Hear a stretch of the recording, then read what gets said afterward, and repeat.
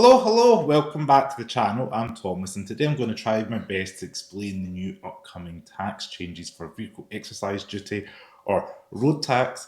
I have my V11 form through from the DVLA just yesterday and I thought, well, this is going to be a good time as any to try and explain what's going on with all the tax brackets because there's been so many over the decades and there's a little bit of confusion about what's going to happen the 1st of April, which is only about 2 weeks away. So first of all, most importantly, the historic cars, which are about 40 years old now, pre-1985, nothing is going to change with them. They're still going to be exempt, and the same thing for the MOT.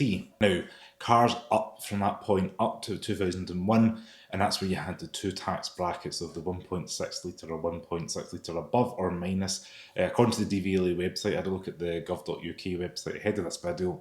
It's actually 1549 cc's. So if it's below that, you pay one price, which is going to be about £210. And if it's above that, it's going up about £15 to £345. Now, it gets a little bit more confusing between March 1st, 2001 up to the 1st or 31st of March, 1st of April 2017, just because there's so many brackets and it's all based on CO2. So it's not based on engine size, it's based on what your car pollutes within those brackets. So it goes from A to M. A is being less than 100 grams per kilometre CO2, and M is going to be the higher bracket above 255 grams per kilometre of CO2. Now, what you're going to notice is the smallest bracket A is going from £0 to £20, and that also includes your zero emission vehicles, your battery electric vehicles. So say, for example, you've got a BMW i3 and Nissan Leaf from 2014, that is going to be £20 now. The top end bracket is you're going to be paying a staggering £735 per year.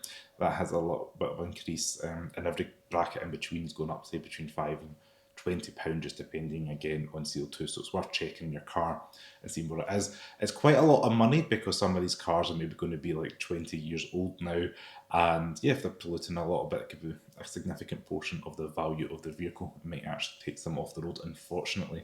But there's some cool cars in that tax bracket there.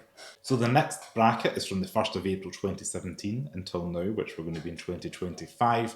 And what you're going to see is there's going to be a flat rate now, regardless if it's petrol, hybrid, diesel, electric, of about £190. I have seen some outlets report £195, but the majority are saying £190. So I'm going to take that as the kind of golden rule at the moment. And then for the first 5 years of a vehicle, if it's over £40,000 for that luxury car tax, you're going to be paying £425. Now that's from after the first registration, so that's really second year onwards.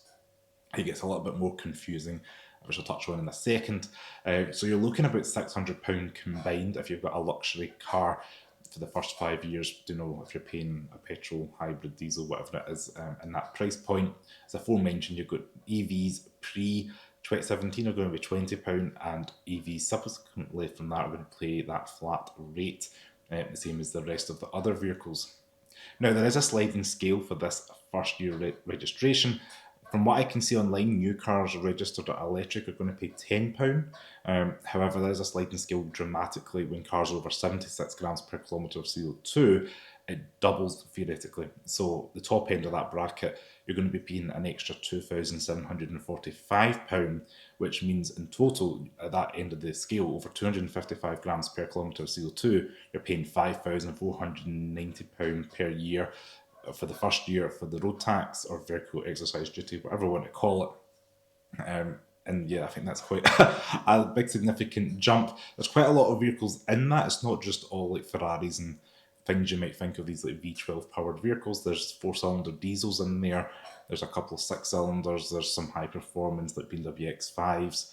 So there's a wide scope of vehicles in that. So just to make sure you're checking that out, when you're looking at a car, make sure you're going to see that first year exercise duty. Now, I also wanted to touch on the DVLA collect £5 billion in vehicle exercise duty from us each year, and the money is allocated anywhere the government sees fit, so it's not just spent on the roads. I did see this on an RAC report, and I just thought that figure is quite a vast amount of money that they're collecting from us, so I'm sure that's going to go up, with especially people paying double the CO2 figure for the first year registration from April 1st.